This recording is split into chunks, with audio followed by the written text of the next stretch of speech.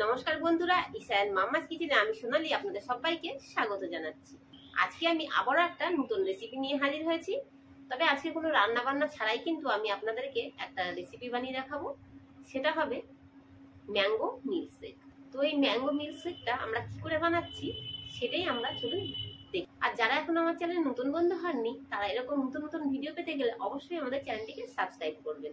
তাহলে চলুন শুরু করে নেওয়া যাক আজকের আমাদের রেসিপিটা।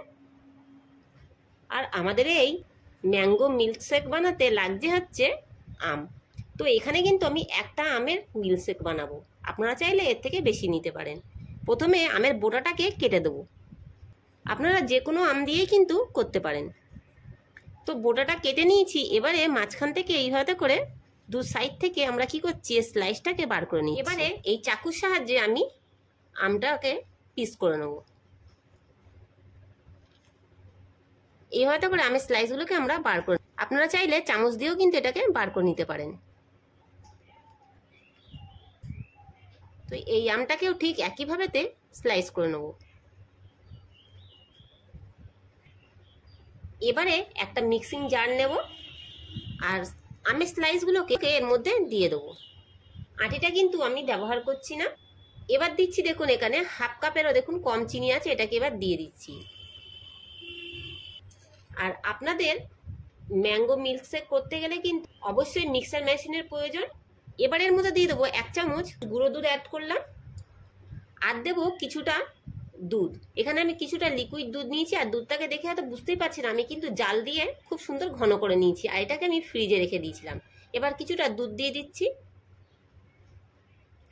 আর আমি এর মধ্যে অ্যাড করছি 1 ঢাকনা গোলাপ জল, আপনারা এটাকে নাও দিতে পারেন। আর দেবো কিছুটা আইস কিউব।